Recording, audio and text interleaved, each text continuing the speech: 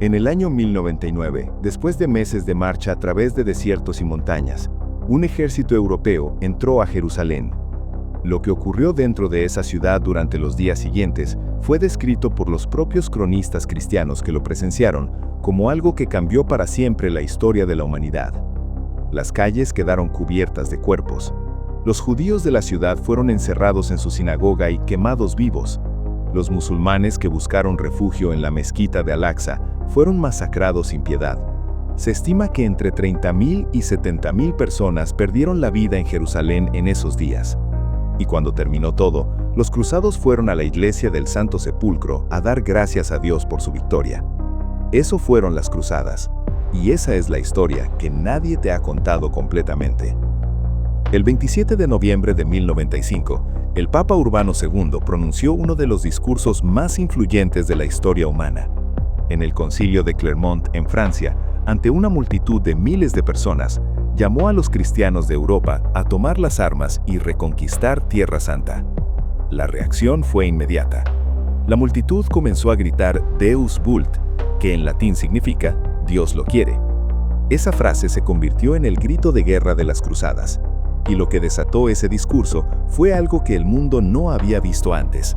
Una guerra religiosa de escala continental, organizada y bendecida por la institución más poderosa de Occidente. Pero lo que nadie te cuenta sobre ese discurso es lo que realmente lo motivó. La narrativa oficial dice que fue una respuesta al llamado del emperador bizantino Alejo I, quien pedía ayuda para defenderse del avance de los turcos. Y eso es parcialmente cierto. Pero había otros factores que la historia oficial tiende a minimizar. Europa en 1095 era un continente convulsionado por guerras internas, con una nobleza guerrera sin conflictos externos donde descargar su energía, con una población hambrienta y desesperada, y con una iglesia que necesitaba reafirmar su autoridad. Las cruzadas fueron también una válvula de escape perfecta para todas esas tensiones. Una manera de dirigir la atención hacia un enemigo externo claramente definido, bajo la promesa de recompensas espirituales que ningún otro proyecto podía ofrecer. Porque esa fue quizás la innovación más poderosa que Urbano II introdujo en ese discurso: la indulgencia plenaria. Todo aquel que participara en la cruzada recibiría la remisión completa de todos sus pecados. No importaba lo que hubiera hecho antes, una sola acción, participar en la Guerra Santa, borraba todo. Era la oferta más extraordinaria que la Iglesia había hecho jamás, y funcionó de maneras que ni el propio Urbano II pudo haber anticipado. Lo que respondió al llamado no fue solo la nobleza europea con sus ejércitos entrenados. Antes de que los ejércitos formales se organizaran, algo diferente tomó forma: la llamada Cruzada Popular. Liderada por un predicador errante conocido como Pedro el Ermitaño, movilizó a decenas de miles de campesinos, mujeres, niños y personas de toda condición que marcharon hacia el este sin formación militar ni suministros adecuados. Y lo que dejaron a su paso, antes de llegar a Tierra Santa, fue una de las primeras persecuciones antisemitas organizadas de la historia europea. En ciudades del Rin como Espira, Worms y Maguncia, las multitudes atacaron a las comunidades judías locales. Miles de judíos perdieron la vida. Muchos otros eligieron la muerte antes que la conversión forzada. Esas tragedias, ocurridas bajo la cruz y el grito de Deus vult, fueron el preludio de siglos de intolerancia que encontraban las cruzadas su justificación más poderosa. La primera cruzada formal partió en 1096. Era un ejército de entre 60.000 y 100.000 personas que marcharon durante meses a través de Europa y Asia Menor hacia Tierra Santa. El camino fue extremadamente duro. El hambre, las enfermedades y los enfrentamientos constantes diezmaron las filas. Pero en 1099 llegaron a las puertas de Jerusalén, y después de 5 semanas de asedio, la ciudad cayó.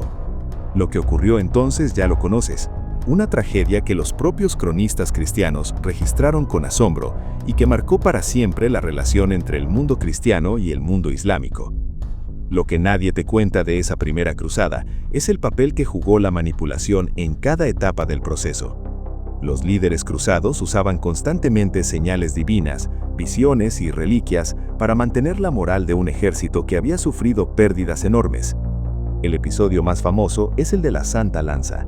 Durante el asedio de Antioquía, un monje anunció que había tenido una visión revelándole el lugar donde estaba enterrada la lanza que había atravesado el costado de Cristo.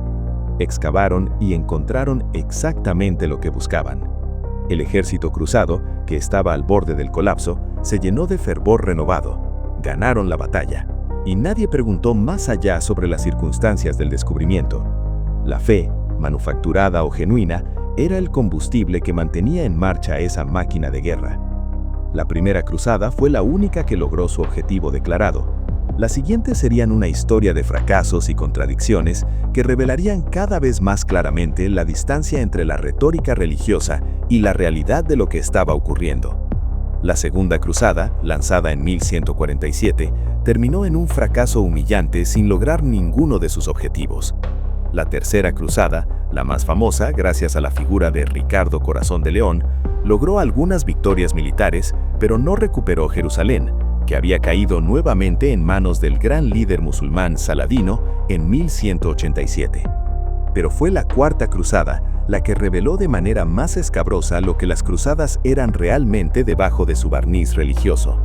Convocada en 1202 con el objetivo declarado de reconquistar Jerusalén, nunca llegó a Tierra Santa. En cambio, los cruzados fueron desviados por maniobras políticas y financieras hacia Constantinopla, la capital del Imperio Bizantino Cristiano. Y en 1204 saquearon esa ciudad durante 3 días de una manera que los historiadores describen como uno de los actos más destructivos de la historia medieval. Destruyeron iglesias, robaron reliquias sagradas que terminaron en catedrales europeas donde todavía reposan hoy, y lo hicieron mientras llevaban la cruz en sus túnicas. El Papa Inocencio III, que había convocado esa cruzada, condenó el saqueo, pero también aceptó los beneficios políticos que le trajo, y la condena quedó solo en palabras. Y aquí viene algo que sacude los cimientos de toda la narrativa oficial de las cruzadas: la Cruzada de los Niños de 1212. Según las crónicas de la época, miles de niños y jóvenes marcharon hacia Tierra Santa, convencidos de que su inocencia y su fe lograrían lo que los ejércitos adultos no habían podido. Lo que ocurrió fue una tragedia. Muchos murieron de hambre y enfermedad en el camino. Algunos de los que llegaron a los puertos mediterráneos fueron engañados por comerciantes que supuestamente los transportarían gratis y que en cambio los vendieron como esclavos. La Cruzada de los Niños es uno de los episodios más perturbadores de la historia medieval, y ocurrió bajo el mismo estandarte y con la misma bendición institucional que todas las demás. Las cruzadas formales duraron casi 200 años, desde 1096 hasta 1291, cuando la última ciudad cruzada en Tierra Santa cayó definitivamente. 200 años de guerras, millones de vidas perdidas y un grito que todavía resuena en la historia: Dios lo quiere. La pregunta que nadie en el poder respondió entonces y que sigue sin respuesta completa hoy es esta: ¿lo quería realmente?